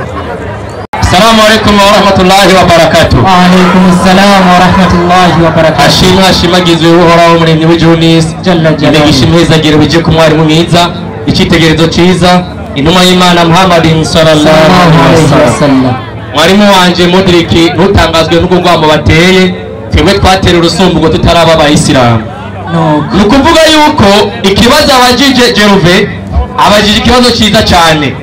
Ikibazo abajije kiri muri Korowani asomye 5:117 here 1:16. Ibi bivugwa ngaha banza umenye ibyo ari byo, hanyuma umenye n'umunsi bizovugirwako cyangwa se ko byoba byaravuzwe, kugira ngo niwaza kubaza ikibazo Jeruve kwanza ari hehe ari uri ngaho, kugira niwaza kubaza ikibazo umenye yuko uri kurabaza muri kubu cyangwa kahise cyangwa se kazoza. Uri n'umwarimu, uri n'umuntu wize, urazi kahise kubu na kazoza. Mbega bizoba ari biki? Hazoba ari rya hejuru 16. Icyo ari ikibazo cy'ubwana nawe ukaba uri n'umwarimu uraza kubaza ikibazo nk'icyo wahetse. Twigendere.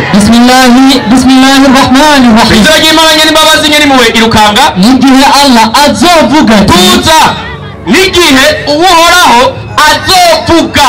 Korani yari yaje aha rero Allah azovuga inyuma y'uko Korani yashitse, yani imbere y'uko Korani yashitse, hanyuma rero Uhoraho azovuga ngo iki? n'igihe Allah azovuga ati yewe Yesu mwene Mariya, icyo gihe Yesu azogirwa n'Uhoraho.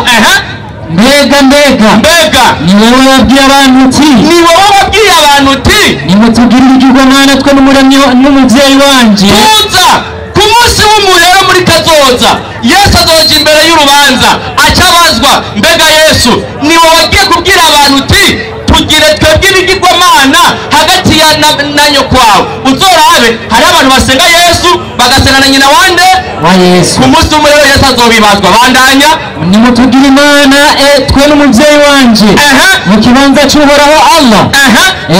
Yesu arishura ati, Yesu ku munsi w'umuhero azoca yishura ngo iki?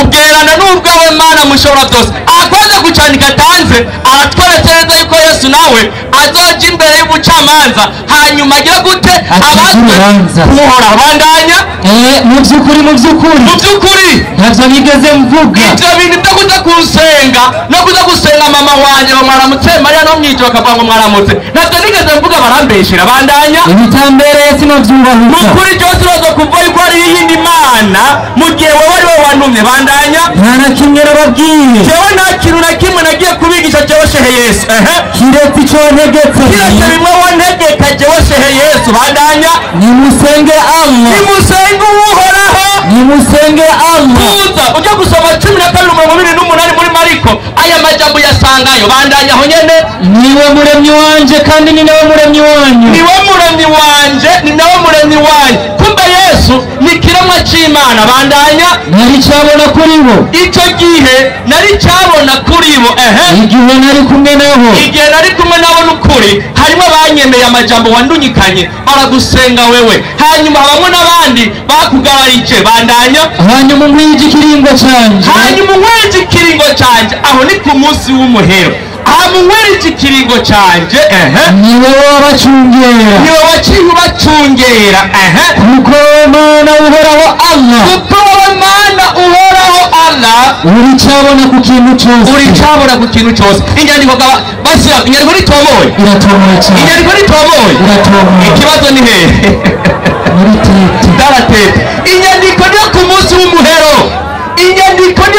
w'umuhero, aho Yesu n'abandi bavugishwa n'Imana bose bazozanwa imbere y'Uhoraho batangure kwerekana bimwe Imana yabatumana nka ku isi ko babishikanye, hanyuma Yesu abazwa ibibazo kandi azokwishura. Usomye Abakorinto wa mbere 15:23 harakwereka neza yuko Yesu nawe azogira gute? Azobazwa uko nyene hanyuma yishure. Ikibazo kiri hehe ngaho? Ni ku munsi w'umuhero, ijana 16 uca ubitahura neza. Ikibazo sinzi yuko uva wewe acaraza mwarimu yamye ngaha asoma 3:16 Yohana asoma ngo kuko umwana w'ikinege w'Imana, siko yasomye umwana w'ikinege abafise umukurikira, abafise umutangura imbere. 3:9 Yeremiya haravuga ati, ntabwo ari umwana w'ikinege w'Imana wa muhungu uje upfaye.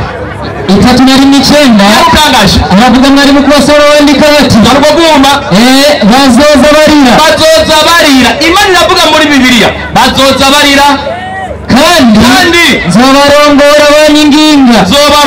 banyinginga, zobacisha iruhande y'inzuzi zuzuye, mu nzira igororotse, aho batazotsitara, kuko Isirayeli niwe Yakobo, namubereye se. Bandanya, Efurayimu nawe ni imfura yanje jewe Mana. Mutakibiri.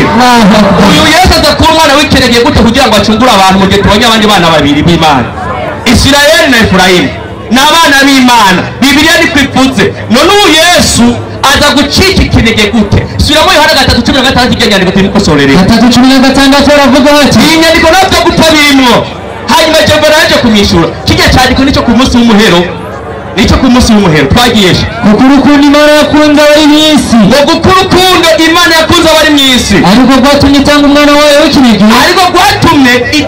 w'ikinege, ariwe Yesu kugira yabivuze. Mugatubonye muri Yeremiya ko hari abandi bana. Bandanya, umwizera wese uzokwizera uwo mwana w'ikinege ntazaferuri tuza ngo uwizera Yesu ntazagira gute ntazaferuri hari n'ibyo kwambwa ngaho tumutora ikaramu basi ubwo ati je marayika nekosore ya Bibiliya yari heza ugashiremwo aho umwana w'ikinega z'abambye kugira ngo tubyemere uca wongeramo ibintu bitarimo genda ucapisha iyindi Bibiliya ntabyo gupfa birimo kw'iyo nyandiko ikizohaba gusa ni ukuzokwizera Yesu hanyuma cyo tugira gute tuca twigira mw'ijuru ntabindi upinze Yesu uri mu muriro ujya gushaka wowe umupinga unyibukije akantungari ngo bacapishe Bibiliya barasohoye y'abajene yitore yireke baturindire mu mazu iyo banzu yibike ngaho mwarimu iyo banzu yireke iyo banzu yireke y'abajene niyo dusohora no abatama ntabarimwo ni ukuvuga iki rero kijya cyandiko ndakigarutseko ni icyo ku munsi w'umuhero naguhaye inyandiko zo kugenda kwifasha no muri Bibiliya aho Yesu nawe nyene azobazwa abazwe bijya yigishije abantu kandi ibyo basigaye barakurikiza hanyuma Yesu azobihakana ujye gusoma na Matayo Yesu azoca abatera iki imigere. Salamu alaykum wa alaykum assalam. no murabona ko nizira n'umutima uciye bugufi na Imana mukenuye ndaramubwira ati nyabona nyumviriza neza kuko wavuze kwishura gusa usanga uritaye mu mutego biraryoshe rero ko umuntu yishura inyishu wowe wari wifuza ko kwishura biraryoshe ko ubaza umuntu ikibazo hanyuma akatazana inyishu wari wifuza ko avuga kugira ngo urore ingene umutahuza neza. Uyu mugabo rero naramaze kwanza ndamukebura ati unyumviriza neza wumviriza n'ikingira mbaza icyari cyo reka jewe kenshi ndabaza nkabakira kwabona imigo mu mutego ariko ingorane zanyu muca musindira ko gusa mutabaje kurikirana ikibazo cya ulama habibu umbiriza n'abajijendo nijyari Yesu kuko Yesu wavuze ngo umaze kunyica waciye usigara ari wowe urinze abantu bawe. Icyo nabaze ikibazo ati none nijyari Yesu azopfa hagapfa Yesu wenyene hanyuma Imana igasigara irinze abantu kuvuga ngo Yesu agapfa ariko abantu bagasigara Imana igasigara ibarinze nijyari ati yishongo ni ku munsi w'umuhero. Inna lillahi wa inna ilaihi raji'un. Reka nabaze ikibazo rero none ku munsi w'umuhero azopfa Yesu gusa hanyuma Imana isigara irinze abantu urabona ingorane mwese uramuvugisha ukuri tureke ibintu by'amafanatisme vugisha ukuri ndakubajije ati nijyari hazopfa Yesu gusa hanyuma Imana igasigara yirindiye abantu wowe gatubwira ati ni ku munsi w'umuhero niho hazopfa Yesu Imana igasigara irinze abantu none ku munsi w'umuhero hazopfa Yesu gusa Imana isigara irinze abantu ariko vreme n'ibyo kundi hazopfa Yesu gusa hazopfa Yesu hasigara abantu ni kuvuga ikibazo bari ngaha gusa Yesu ntazohana wenyene ate Yesu twege twisigarire mu bantu marahaye iyi ni ingorane ariko umviriza iryo somo neza subiramo inaenda ikisema narutsa kwa hari mkusanyiko wa uongo narutsa sikwambia lolote umviriza ndamutahurize kuco yavuze ndamutahurize kuco yavuze nyene yamajambo yene yavuze reka ndabasaba abantu b'Imana bayisilamu ndabasaba nimutera induru ndabinginze kano kanya gatoya mumurikirane sivyo ndabibasabye mumurikirane ndabibasabye Yesu umviriza uno mujoro w'umurongo bandanya sikwambia lolote soma ningoga nila huyo niamurisha na mimi Mwabuduni Mwenyezi Mungu Mola wangu mlezi na Mola wenu mlezi. Na mimi umbiliza nisikilize kadogo niwaambia nimeomba msamaha jamani. Na mimi nilikuwa shahidi juu yao. Yesu avuzengo na mimi nilikuwa shahidi juu yao nilipokuwa nao. Ukurumva aya majambo ariko aravuga ku munsi w'iherezo avuga ibyaheze ku munsi w'umuhero ariko aravuga ayo majambo mugabo akavuga ibyaheze nilipokuwa nao. Kumbe Yesu azova ku munsi w'umuhero ariko yapfuye kera ari inyuma.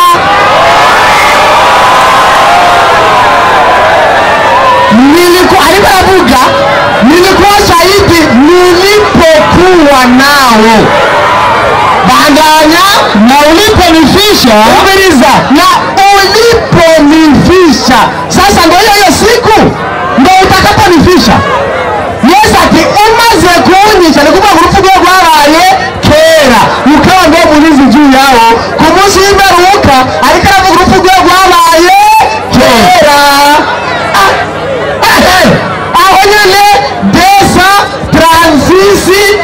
njojo mereze ngaho nanga ikisema ungiriza Korowani rero iguvuguruze ivugufu kwa Yesu neza kufa kwa Nabii Isa ni Korowani kufa kwa Nabii Isa urupfu rwa Yesu kulikotajwa katika aya hiyo kwavuzwa muri uwo murongo rero kunahakikisha na maneno ya mtume SAW majambo maje gutanga urupfu rwa Yesu ruvugwa muri uwo murongo yemezwa n'amajambo ya Muhamadi ambayo tumeanakili hapa juu nuko tuameza kuyavuga ngaho hejuru uyo murongo unaonesha kuwa yerekana yuko Nabii Isa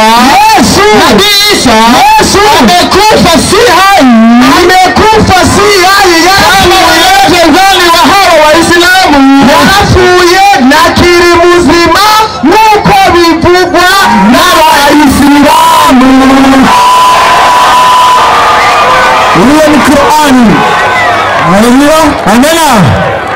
Ikadwe magarikiza abantu b'Islamu kugira ngo ahagurukire umwigisha wiwe abaze batita gutera umupira mwizamu ritafise umuzamu. Wallahi tugende mugabo ufise indero nziza bararetswe tugende. Assalamu alaikum wa rahmatullahi wa barakatuh. Wa alaikum assalam wa rahmatullahi wa barakatuh. Qur'ani iyo ugiye kuyisoma hari byicanze mu mutwe birakugora gutahura.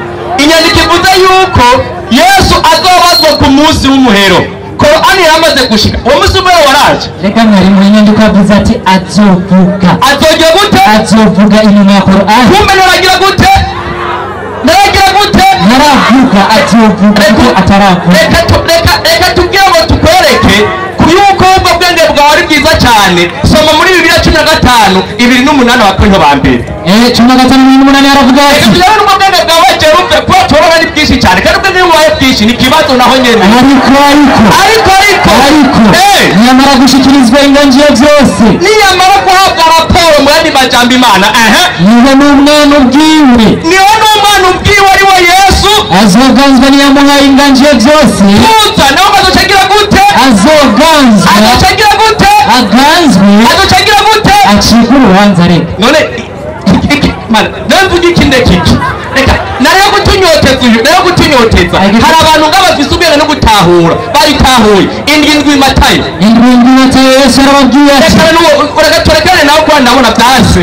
Yesu arababwiye ati musabe muzohabwa. Yesu aravuga ati musabe muzohabwa, murondere muzoronka, muramutse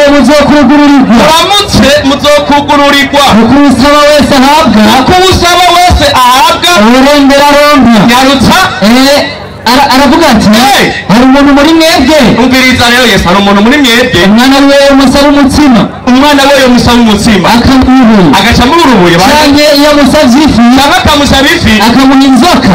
tuza 2:9 Matayo 9 aravuga ati yigishije abantu hari umuntu umwana we musaba ifi akamuha inzoka, yamusaba umukate akamuha urubuye. Bandanya Yesu yunguruza imbere gatoya, agiye gute yubama hasi agira ngo iki arasenga data asanga byoshoboka. Yarutsa icyo gikombe n'ikindengane, tuza icyo gikombe n'urupfu. Nagomba mbaze ko Yesu yasabye Imana wimukiza urupfu. Mbega Imana yasabwe ifi itanga inzoka, isabwa umukate itanga inkuru. Assalamu alaikum. Alaikum assalam wa rahmatullahi. Ezagi Imana yanze cyubahiro ngajyana ibintu ubwenge bwinshi. Imana ishimwe ko bise ubwenge bwinshi kumwe nawe urabibona. Uragaheza gihugu hama rero arabagira ikibazo ati Yesu ariko aravuga ngo ninde umwana yosanga, ninde umubyeyi w'umwana we yamusaba inzoka agatanga akamuha iki, yamusaba umukate akamuha ibuye sibyo? Yesu arabagira yomuye acabaza ati rero ko Yesu yavuze ngo data niwe ati icyo gikombe cy'indengane, aravuga ati none icyo gikombe cyari, aravuga neza ati icyo gikombe cyari urupfu, nanjye ndabishingira nahe.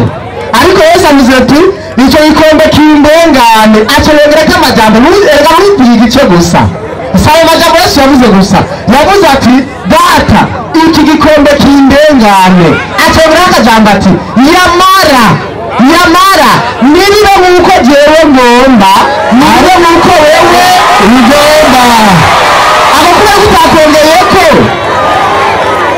utakongereyeko Yesu ati nyamara nibibe nk'uko jewe ngomba ariko nibibe nk'uko wewe data ugomba.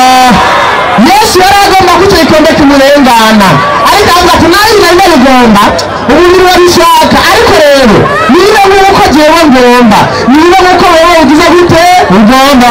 None ubugombe bwa data bwari ubuhe? ubwo Yesu yaciye avuga ati nibibe ibyo ngomba jewe nibibe ibyo ugomba wewe. Abaheburayo 10 turabona ubugombe bwa data. Ubugombe bwa data haravuga ati uko kugomba kwayo ubiriza ubugombe. Yesu avuga ati nibibe nk'uko jewe ngomba. Yesu yifuza ko icyo gikombe kimurengana, ariko acavuga ati rero nibibe nk'uko jewe ngomba ariko nibibe nk'uko ugomba. Biracabuza ati none ubwo bugombe ndiko navuga ati ubugombe bw'Imana n'ubuhe? Uko kugomba kwayo, ukugomba kw'Imana twezwa niko kwatumye twebwe twezwa, tubiheshwa n'uko umubiri wa Yesu Kristo ugira gute watanzwe rimwe gusa. Ukugomba kw'Imana kwari uko umubiri wa Yesu ugira gute utangwa. Yesu ati rero jewe singomba gupfa ariko nibibe nk'uko jewe ndabigomba. Ule jamaa anasema safi sana, asante barikiwa. Yesu ati jewe singomba gupfa ariko nibibe nk'uko jewe ngomba nibibe nk'uko wowe ugira gute ugomba. Ubugombe bw'Imana rero bwari uko Yesu atangwa rimwe gusa. Yesu abaza ati rero nimba umuntu yosaba umukata agahabwa inzoka, nta nzoka yene yahawe. Kuko ubugombe bw'Imana bwari uko Yesu apfa. Icyo rero yasabye ati nibe nk'uko ugomba wewe, Imana yazishyira mu ngiro icyo yagomba. Icyo yagomba rero yasize mu ngiro bwari urupfu rwa nde rwa Yesu. Korowani 3:55 haravuga ngo nongaha haravuga ubugombe bw'Imana. Twabonye mu Baheburayo 10 ubugombe bw'Imana bwari uko Yesu apfa. No muri Korowani 3:55 haravuga ubugombe bw'Imana. Ndi Mwenyezi Mungu aliposema igihe wao Imana yivugira ubwayo, wewe Yesu mimi nitakufisha, mimi Mwenyezi Mungu nitakufisha. Ubwo rero bwari ubugombe bw'Imana. Yari kubimubwira imaze kubica, yagiye kubwira atapfa ati ngiye kwica, amagezi kamwica. Ubugombe bw'Imana hose rero Bibiliya y'Abakorowani kwari uko Yesu agira gute apfa. Yesu rero ati nibibe nk'uko jewe ngomba nibibe nk'uko wowe ugize gute ugomba. Jamani, kuko ibintu yote zatara amazi mwanguriye Korowani hahandi nyene 187 ahandi havuga gute Yesu alika msalabani saa kidogo. Ubiza Korowani yo igice cyaho 187 paje havuga gute Yesu alika msalabani saa kidogo. Ngo Yesu ngo yabaye ku musaraba ngo umwana mutoya. Mili yetu ngo ubiriza ngo kumiliri cyangwa se mu biziga mu bantu bari bagize gute waliopigiwa msalabani siku ile, ngo mu bantu babambwe ku musaraba kuri uwo munsi Yesu alikuwa mmoja wao, na Yesu yari muri bo. Iyo ni Korowani niba ko Yesu yabambwe n'ibisuma bingahe?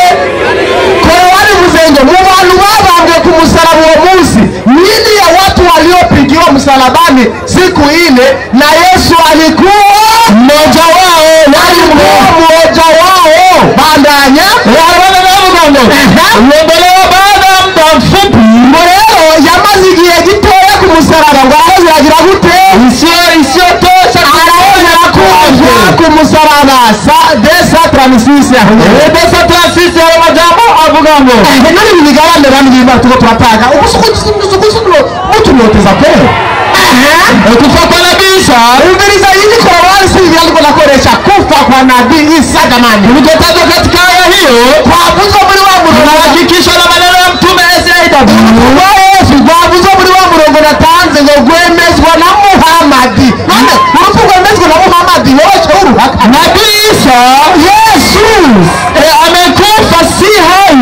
Yesu nabii Isa amekufa si yapfuye na kiri muzima, kama wanavyodhani baadhi ya Waislamu. Huko Waislamu bamwe kama wanavyodhani baadhi ya Waislamu, huko Waislamu bamwe babivuga. Reka bivuga nabyo bwe bati yakoze atapfuye, abandi baravyemera ko yapfuye. Yesu ko yabivuze. Imana bahezagire bose mu izina rya Yesu. Amen. Assalamu alaikum warahmatullahi wabarakatuh. Wa alaikum assalam warahmatullahi wabarakatuh. Nukuri nyimbo unaniwe no kudefanda icigwa cy'urupfu rwa Yesu si urugende wiryamira uti kubera iki mwarimu yavuze ati ikuranyishuye ngo twaciye dukata inyandiko ngo ariko ngo bibe nk'uko ugomba mana atashyira ko nawe ikintu gitarimwo ngo ubugome bw'Imana ngo bwari uko gupfa kwa Yesu.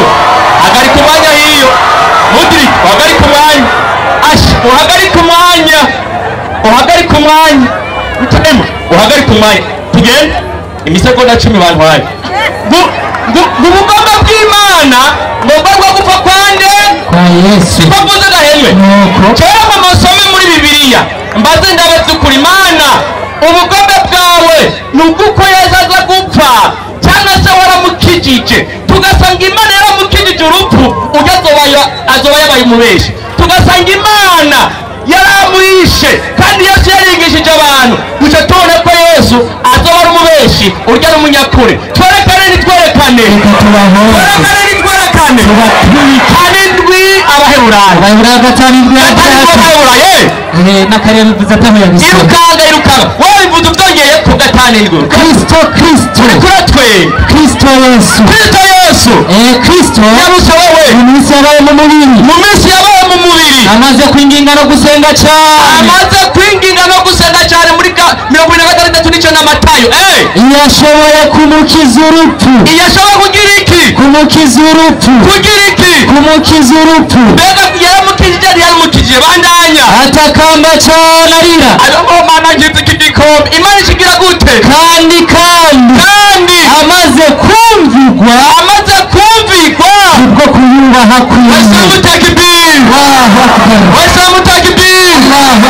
Imana yamukijije iki yaramwumvira mukiza urupfu hanyuma umuryango wese yagize gute yarapfuye abandi bankunda gapfa aba batisha umuntu banezerwa. Bibiliya rero twigishije mbega Yesu warapfuye ntiwapfuye paji y'amajana 13 ariko rero n'igitabo cy'Abakristo mwanditse twagiye Abakristo baravuga bati umusaraba amaze igihe kirekire ukoreshwa n'amadini y'ikinyoma. Amadini akoresha umusaraba n'ay'ikinyoma kera cyane akoreshwa mu byo gusengera ibidukikije no mu mihamo y'abapagani ijyanye n'iby'igitsina. Igitsina nibyo bakoresha mu misaraba somo inarirayi somo inyuma naho Yesu Kristo ntiyapfiriye ku musaraba. Ubisomye mu gitabo cy'Abayisilamu cy'Abakristo hari ikindi gitabo bita Baranaba, Injili ya Baranaba. Genda no kuri Google yayivuze tujye kuri Google sikavuze yavuye ngo tujye muri Google nabagenda kuri Google hanyuma utore igitabo cyitwa Injili ya Baranaba wumve rero wabambwe tugiye kumuzana wari w'icyandiko 10 baravuga bati na Mungu Imani alipoiona hatari ya kukamatwa kwa mtumishi wake Yesu, Imani maze kubona ko Yesu agomba kufatwa nyaruka aliwaamuru malaika Gabrieli, Rafaeli na Urieli yaciye ugitabo malaika baje kuvugwa ngaho kumwondoa Yesu hapa duniani kugira ngo bakure Yesu ngaho ku isi akamnyakuwa katika mbingu ya tatu. Hanyuma Yesu akamujana ku ijuru rya gatatu akiongozana na jeshi kubwa la malaika waliokuwa abakomando bahambaye bandanya. Yuda akaingia kwa nguvu pale chumbani. Yuda chalinjira magiya chumba Yesu yararimo. Yesu alipokwisha kunyakuliwa, Yesu amatuja mwijuru soma sana honyene, na ndipo Mungu alipoifanya ajabu, kwa maana sura na sauti ya Yesu iligeuka kwenda kwa Yuda. Yesu Imana ikiramuhindura injwi n'imvugo byose wakamsulubu Yuda msalabani.